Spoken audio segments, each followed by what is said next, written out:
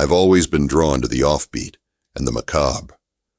That's why, when I found myself wandering through a quaint Belgian town on a foggy autumn afternoon, I couldn't resist the lure of a small, weathered sign that read, "The Puppeteer's House, open for tours." The house was nestled at the end of a narrow cobblestone street, its facade a mix of Gothic and Victorian elements that seemed almost out of place among the charming cottages and modern shops. My curiosity piqued. I decided to step inside, unaware that this decision would haunt me forever. The door creaked open with a low groan, and I was greeted by a musty scent, a mix of dust and something sweetly sickening. The foyer was dimly lit, and the walls were lined with shelves filled with countless marionettes and ventriloquist dummies, each one more lifelike than the last.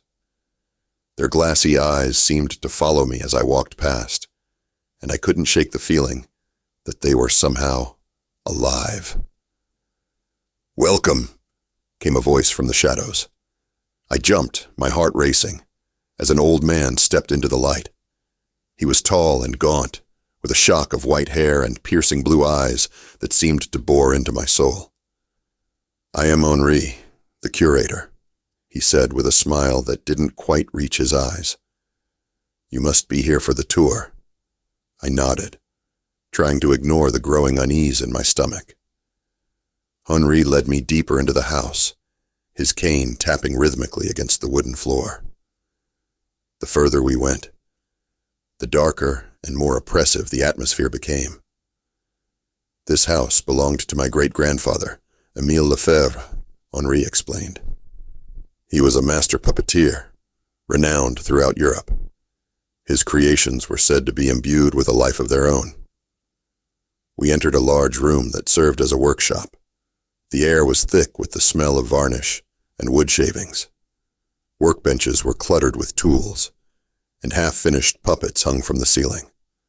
But what caught my attention were the life-sized puppets seated around the room, dressed in elaborate costumes, their expressions unnervingly realistic. Henri gestured to them with pride.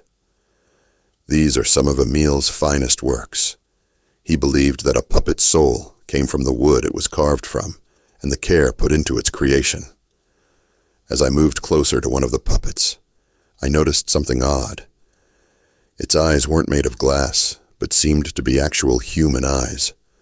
I recoiled in horror, and Henri chuckled softly. "Very lifelike, aren't they?"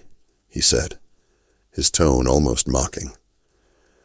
Émile had a gift for capturing the essence of life.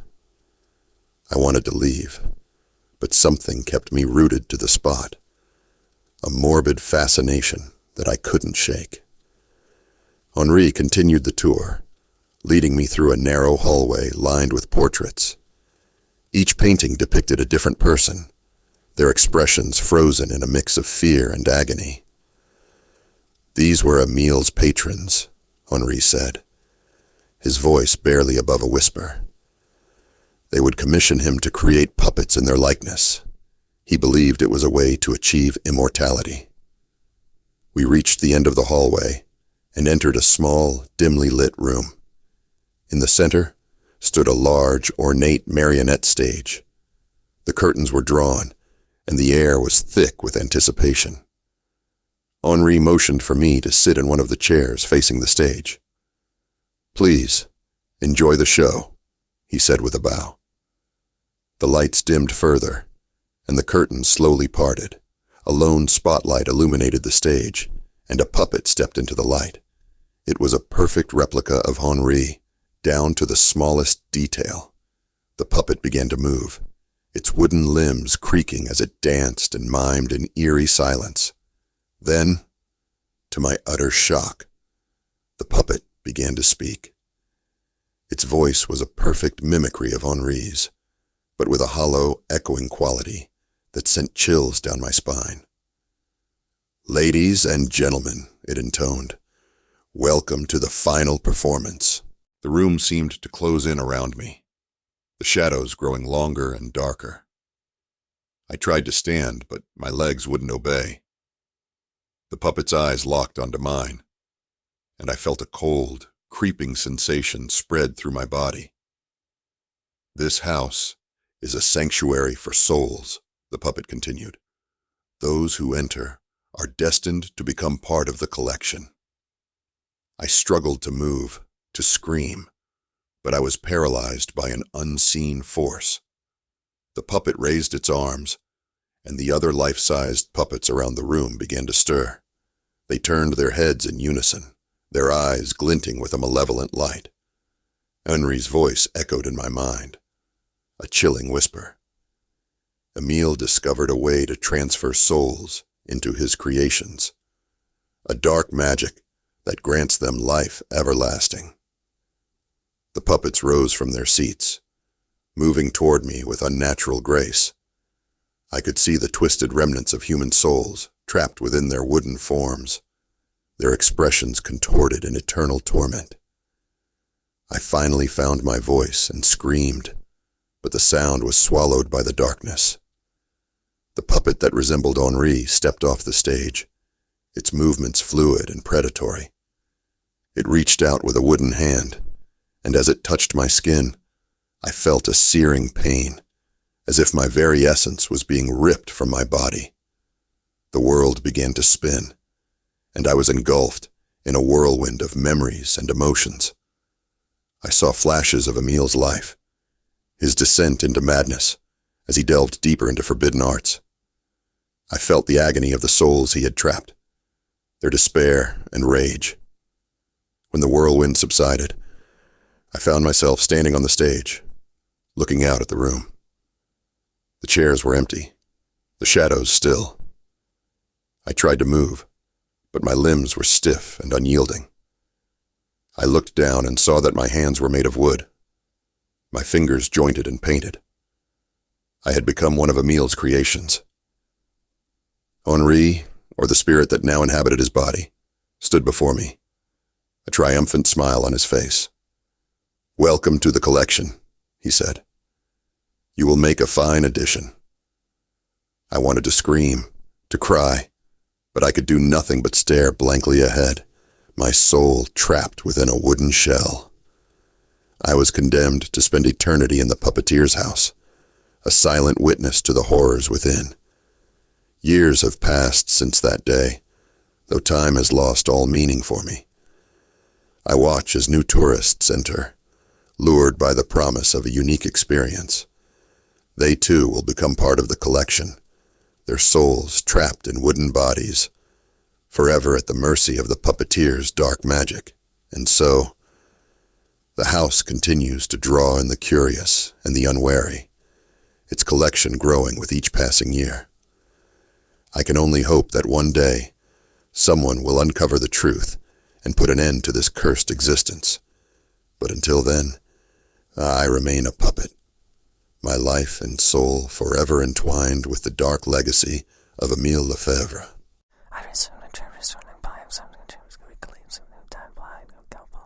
The scent of pine needles and damp earth filled the air as we set up camp in the New England woods. I had always loved the outdoors, and this trip promised to be the perfect escape from the daily grind. There were 4 of us, myself, Jake, Sarah, and Ben. We had been friends since college and shared a passion for adventure. Little did we know that this trip would become the most harrowing experience of our lives. We arrived at our campsite late in the afternoon, just as the sun was beginning to dip below the horizon. The forest was dense, with towering trees that seemed to reach for the sky, their branches knitting together to form a canopy that blocked out much of the fading light. We pitched our tents in a small clearing and gathered around the fire pit, eager to relax and enjoy the evening. As the fire crackled and the night deepened, we shared stories and laughter, feeling the stresses of city life melt away. Sarah was the first to notice the strange symbols carved into the trees surrounding our campsite. They were intricate and unsettling, resembling ancient runes or sigils. We brushed it off as the work of local pranksters or perhaps remnants of some old, forgotten ritual. It was Ben who suggested we explore the area. He was always the curious one, and his enthusiasm was infectious. Armed with flashlights and a sense of adventure, we ventured deeper into the forest. The further we went, the more the atmosphere changed. The air grew colder, and an eerie silence settled over us, broken only by the occasional rustle of leaves. We stumbled upon a clearing that was unlike anything we had ever seen. In the center stood a massive stone altar, covered in the same strange symbols we had seen earlier. Surrounding it were 5 large wooden stakes, each topped with what appeared to be animal skulls. The sight was enough to send a shiver down my spine. "This is creepy as hell," Jake muttered, his voice barely above a whisper. "Let's head back," Sarah urged, her eyes wide with fear. But Ben, always the skeptic, laughed it off. "Come on, it's just some old cult stuff. Nothing to be afraid of." Reluctantly, we followed Ben's lead, circling the altar and examining the stakes. As we did, a low, guttural chanting began to echo through the trees. We froze, our flashlights flickering as the sound grew louder, more insistent. "Did you hear that?" I asked, my heart pounding in my chest. "Yeah," Jake replied, his face pale. "We need to get out of here. Now." We turned to leave, but the forest seemed to close in around us. The trees, which had once seemed welcoming, now felt like prison bars, trapping us in the clearing. The chanting grew louder, and I realized with a sickening dread that it was coming from all around us. Then we saw them. Figures emerging from the shadows, their faces hidden beneath dark hoods. There were dozens of them, moving in a slow, deliberate circle around the altar. Each carried a torch, the flames casting eerie shadows on their cloaked forms. "We're surrounded," Sarah whispered, her voice trembling. I grabbed her hand, trying to steady my own nerves. "Stay close. We'll find a way out of this." The figures continued to chant, their voices rising and falling in a hypnotic rhythm. As they moved closer, I could make out more details. Their robes were tattered and worn, and some of them seemed to float just above the ground. The realization hit me like a punch to the gut. We were in the middle of a witch's Sabbath. Ben, ever the pragmatist, tried to reason with them. "We mean no harm," he called out. "We're just campers. We didn't know this place was sacred." The chanting stopped abruptly, and one of the figures stepped forward. Her hood fell back, revealing a face that was both ageless and terrifying. Her eyes were black as coal, and her skin was pale and gaunt. She smiled, revealing sharp, yellowed teeth. "Intruders," she hissed. "You have trespassed on sacred ground. Now you must pay the price." Before we could react, the witches lunged at us. Jake and Ben fought back, but they were quickly overpowered. Sarah and I tried to run, but we were surrounded. The witches' hands were cold as ice, their grip like iron. They dragged us toward the altar, where the high priestess waited. "Please," I begged. "We didn't mean to intrude. Let us go." The high priestess laughed, a chilling sound that sent shivers down my spine. "You cannot leave," she said. "You will be part of our ritual." We were forced to our knees before the altar. The witches began to chant again, their voices rising in a cacophony of dark magic. The air grew thick with the smell of burning herbs and something far more sinister. I could feel the power building around us, a dark energy that seemed to sap the very strength from my bones. Desperation fueled my actions. I looked around, searching for any means of escape. My eyes fell on a small, unlit torch lying on the ground. With a surge of adrenaline, I reached for it, striking it against the stone altar to ignite it. The flame roared to life, and I swung it at the nearest witch, the fire catching her robes and causing her to scream in agony. The circle broke as the witches recoiled from the flames. "Run!" I shouted to Sarah, grabbing her hand and pulling her to her feet. We bolted through the forest, the sounds of the witch's curses echoing behind us. Branches clawed at our faces and clothes as we ran, but we didn't stop. The forest seemed endless, the trees blending together in a blur of darkness. I could hear Sarah's ragged breathing beside me, and I knew we couldn't keep this pace forever. Just when I thought we were lost, we burst into another clearing. This one was different, smaller and less menacing. In the center stood an old, dilapidated cabin. It looked like it hadn't been used in decades, but it was our only hope. We stumbled inside, slamming the door shut behind us. The interior was dark and musty, with cobwebs hanging from the rafters and broken furniture scattered about. We huddled together, trying to catch our breath and calm our racing hearts. "Do you think they followed us?" Sarah asked, her voice barely above a whisper. "I don't know," I admitted, "but we can't stay here. We need to find a way out of these woods." We searched the cabin, hoping to find something useful. In a dusty corner, I found an old map of the forest. It was faded and hard to read, but it showed a path that led back to the main road. If we could follow it, we might have a chance. Armed with the map, we set out once more. The forest was eerily quiet, as if it were holding its breath. Every snap of a twig, every rustle of leaves sent us into a panic, but we pressed on. Hours seemed to pass, though it was impossible to tell in the darkness. Just when I thought we would never find our way out, we saw the faint glow of headlights in the distance. We ran toward the light, our last reserves of energy propelling us forward. We burst onto the main road, nearly collapsing with relief. A passing car screeched to a halt, and the driver, a kind old man, helped us into the back seat.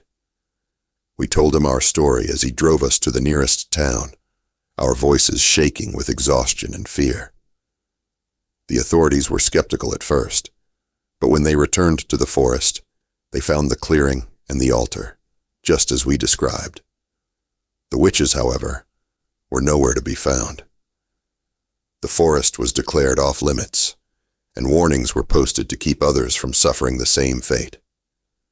Years have passed since that night, but the memory still haunts me. I can still hear the witches chanting in my nightmares, still feel the cold grip of their hands. We survived, but we were forever changed. The forest took something from us, something we can never get back. And every now and then, when the wind is just right, I can hear the distant echo of a chant, reminding me that some horrors can never be escaped.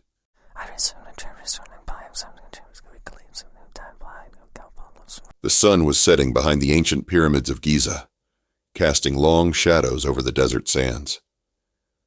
Our tour guide, Ahmed, led us toward the newly discovered tomb of Pharaoh Setka, an obscure ruler whose existence had only recently come to light. As an archaeology enthusiast, I had jumped at the chance to join this exclusive tour. Little did I know it would be a decision I would come to regret. The entrance to the tomb was a narrow opening in the side of a rocky hill, barely visible unless you knew where to look. Ahmed paused before it, his face serious. "Remember," he said, his voice low and grave, "do not touch anything inside. The tomb has been sealed for thousands of years, and there are stories of curses protecting it." A shiver ran down my spine, but I brushed it off as excitement. Curses were just stories after all. We entered single file, the cool air inside a stark contrast to the blistering heat outside. The light from our flashlights danced across the walls, illuminating intricate hieroglyphics and beautiful paintings depicting the life of Pharaoh Setka. As we ventured deeper, the air grew thick with the scent of earth and decay. The narrow passage opened into a larger chamber, the walls lined with statues of ancient gods. At the far end of the room stood a grand sarcophagus, its lid adorned with the stern visage of Setka himself. My heart raced with anticipation. This was history, untouched for millennia. Our group spread out, snapping photos and whispering in awe. I wandered closer to the sarcophagus, drawn by its magnificence. That's when I saw it. A small, golden amulet lying at the base. It was beautiful, the craftsmanship extraordinary. Without thinking, I reached out and picked it up. The effect was immediate.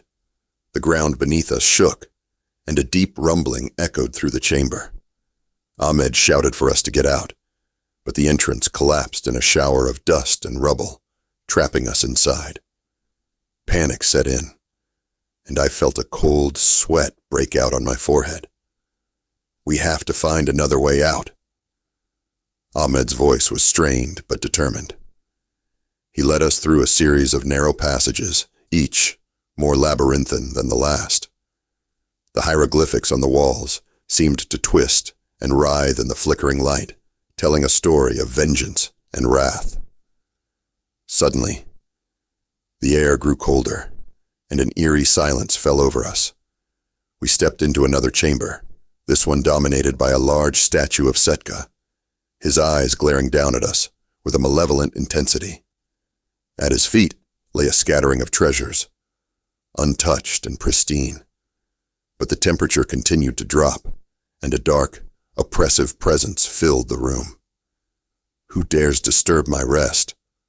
The voice was low and hollow, seeming to come from everywhere at once. My blood ran cold. The statue's eyes glowed with an unholy light, and the shadows in the room seemed to deepen, coalescing into the form of a man. Pharaoh Setka stood before us, his face twisted in rage. "You have stolen from me," he hissed, his eyes locking onto the amulet in my hand. "And for that, you will pay." Terror gripped me as the spectral figure advanced. I tried to apologize, to explain that it was a mistake, but my words caught in my throat.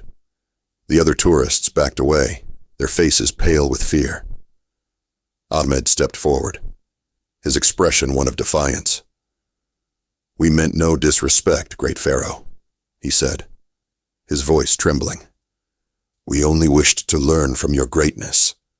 Setka's gaze shifted to Ahmed, and for a moment, I thought he might show mercy.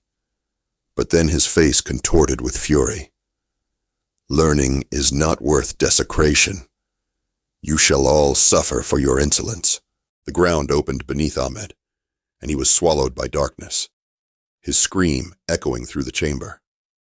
We all stared in horror, paralyzed by fear. Setka's eyes turned back to me, and I felt an icy grip on my heart. "You," he spat. "You shall know my wrath most of all."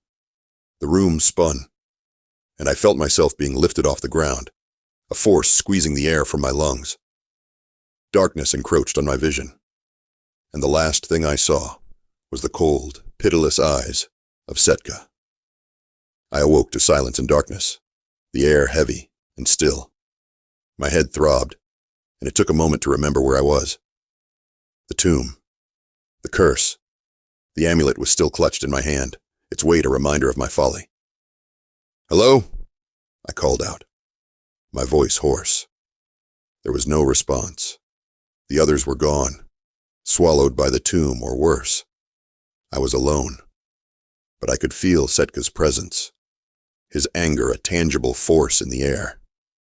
I had to find a way out before he decided to finish what he had started. I stumbled through the passages, the walls seeming to close in on me. Every turn felt the same, every step echoing in the silence.